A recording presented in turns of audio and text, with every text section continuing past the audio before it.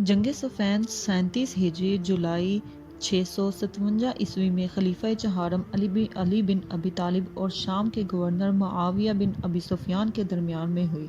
ये जंग दरियाए फ़ुरात के किनारे इस इलाके में हुई जो अब मुल्क के शाम में शामिल है और अल राके कहलाता है। इस जंग से शामी अफवाज के 45,000 और खलीफा की अफवाज के 25,000 अफराद मारे गए, जिनमें से बेशतर असहाब रसूल थे। इस जंग की पेशन गोई मोहम्मद सल्लल्लाहु अलैहि वसल्लम ने की थी और अम्मार बिन यासिर को बताया था कि ए अम्मार, तुझको एक बागी गिरोह शहीद करेगा। अबू मूसा और अबू मसूद दोनों अम्मार बिन यासिर के पास गए। जब इन्हें अली ने अहले कुफा के पास इसलिए भेजा था कि लोगों को लड़ने के लिए तैयार करें। अबू मूसा और अबू मसूद दोनों अम्मार से कहने लगे, जब से तुम मुसलमान हुए हो हमने कोई बात इससे ज़्यादा बुरी नहीं देखी जो तुम इस काम में जल्दी कर रहे हो। अम्मार ने जवाब दिया, मैंने भी जब से तुम दोनों को मुसलमान हुए देखा तुम्हारी कोई बात इससे बुरी नहीं देखी जो तुम इस काम में देर कर रहे हो। अबू मसूद ने अम्मार और अबू मूसा दोनों को एक एक कपड़े का नया जोड़ा पहनाया और फिर तीनों मिलकर मस्जिद में तशरीफ़ ले गए। अबू मरियम अब्दुल्ला बिन ज़ियाद अल असदी ने बयान किया कि जब तलहा, ज़ुबैर और आयशा बसरा की तरफ रवाना हुए तो अली ने अम्मार बिन यासिर और हसन बिन अली को भेजा। ये दोनों बुजुर्ग हमारे पास कूफा आए और मिंबर पर चढ़े। हसन बिन अली मिंबर के ऊपर सबसे ऊंची जगह थे और अम्मार बिन यासिर इनसे नीचे थे।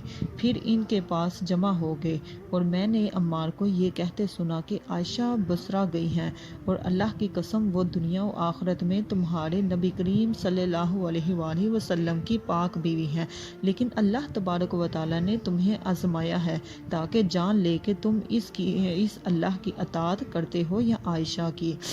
खुज़ैमा बिन साबित अंसारी भी इस जंग में शहीद हुए। ये दोनों असहाब अली की फ़ौज में शामिल थे। इसी जंग में अवैस करनी भी अली करमुल्लाह वजह की हमायत में लड़ते हुए शहीद हुए। अली की फ़ौज के अमीर मालिक इश्तर और दूसरी तरफ उमर बिन अल आस थे।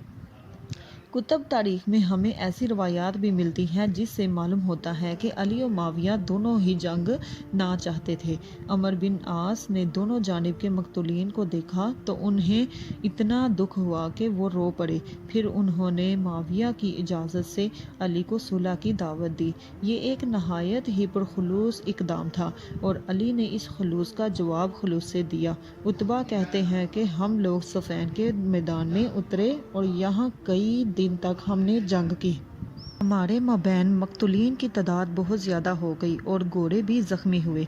अली ने अमर बिन आस को पैगाम भेजा, मकतूलीन बहुत ज़्यादा हो गए हैं, जंग रोक दीजिए ताकि हम इन तमाम मकतूलीन को दफन कर लें। उन्होंने इस दावत को कबूल किया। इसके बाद लोग आपस में घुल मिल गए।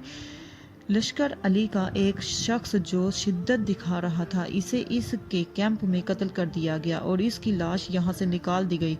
अमर इस खंदक के दरवाजे पर बैठे और दोनों फरीकों के मकतूलीन की तादाद इनसे मख्फी ना थी।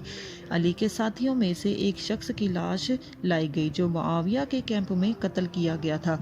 अमर ये देख कर रो पड़े और बोले, ये शख्स मुजतहिद था। कितने ही ऐसे लोग जो अल्लाह के हुक्म पर सख्ती से कारबंद थे मगर मारे गए। वो देख रहा है कि अली और मुआविया दोनों ही इसके खून से बरी हैं। अबू वाइल कहते हैं, हम सफ़ैन में थे जब अहले शाम के साथ जंग खूब ज़ोर पकड़ गई। शामी एक टेले पर चढ़ गए। अमर बिन आस ने मुआविया को कहा, आप अली की तरफ कुरान भेजकर इनको किताबुल्लाह की तरफ दावत दीजिए, मुझे उम्मीद है कि वो इससे इनकार नहीं करेंगे। मुआविया की तरफ से एक आदमी अली के पास आया और कहने लगा, हमारे और आपके दरमियान में अल्लाह की किताब है। علی نے اسے قبول کر لیا اور فرمایا میں لوگوں کو اس کی دعوت دینے کا زیادہ حقدار ہوں۔ ٹھیک ہے، ہمارے اور آپ کے درمیان میں اللہ کی کتاب فیصلہ کرے گی۔ اہل تشیع کی مشہور کتاب نہج البلاغہ میں علی کا ایک مراسلہ نقل کیا گیا ہے جو آپ نے جنگ صفین کے بارے میں شہروں میں بھیجا۔ اس میں لکھا ہے کہ علی کا خط جو آپ نے شہروں کی جانب لکھا، اس میں آپ نے اپنے اور اہل صفین کے درمیان میں ہونے والے واقعات کو بیان فرمایا۔ ہمارے معاملہ کی ابتدا یوں ہوئی کہ ہم اہل شام کے ساتھ ایک میدان میں اکٹھے ہوئے۔ ظاہر ہے کہ ہمارا اور ان کا رب ایک اور ہمارا اور ان کا نبی ایک ہے۔ ہماری اور ان کی اسلام کے متعلق دعوت ایک، اللہ پر ایمان اور اس کے رسول کی تصدیق کے معاملے میں نہ ہم ان سے بڑھ کر تھے اور نہ وہ ہم سے بڑھ کر۔ صرف ایک معاملے میں ہم میں اختلاف ہوا اور وہ تھا خون عثمان کا، جبکہ ہم اس سے بری تھے۔ ہم نے اس کا حل یہ پیش کیا کہ جو مقصد آج نہیں حاصل ہو سکتا ہے، اس کا وقتی علاج یہ کیا جائے کہ آتش جنگ کو خاموش کر دیا جائے اور لوگوں کو جذبات کو پرسکون ہو لینے دیا جائے۔ اس کے بعد جب حکومت کو استحکام حاصل ہو جائے گا اور حالات سازگار ہو جائیں گے تو ہم اتنے طاقتور ہو جائیں گے کہ حق کو اس کے مقام پر رکھ لیں گے۔ لیکن انہوں نے کہا کہ اس کا علاج صرف جنگ ہی ہے۔ اس کا نتیجہ یہ ہوا کہ جنگ نے اپنے پاؤں پھیلا دیے اور جم کر کھڑی ہو گئی، شعلے بھڑک اٹھے اور مستقل ہو گئے۔ سب نے دیکھا کہ جنگ نے دونوں فریقوں کو دانت سے کاٹنا شروع کر دیا ہے اور فریقین میں اپنے پنجے گاڑ دیے ہیں، تو وہ میری بات ماننے پر آمادہ ہو گئے اور میں نے بھی ان کی بات کو مان لیا اور تیزی سے بڑھ کر ان کے مطالبہ صلح کو قبول کر لیا، یہاں تک کہ ان پر حجت واضح ہو گئی اور ہر طرح کا عذر ختم کیا گیا۔ اب اس کے بعد کوئی اس حق پر قائم رہ گیا تو گویا اپنے آپ کو ہلاکت سے نکالے گا، ورنہ اسی گمراہی میں پڑا رہ گیا تو ایسا عہد شکن ہوگا جس کے دل پر اللہ نے مہر لگا دی ہے۔ دوستو، اگر آپ کو ہماری یہ ویڈیو پسند آئی تو لائک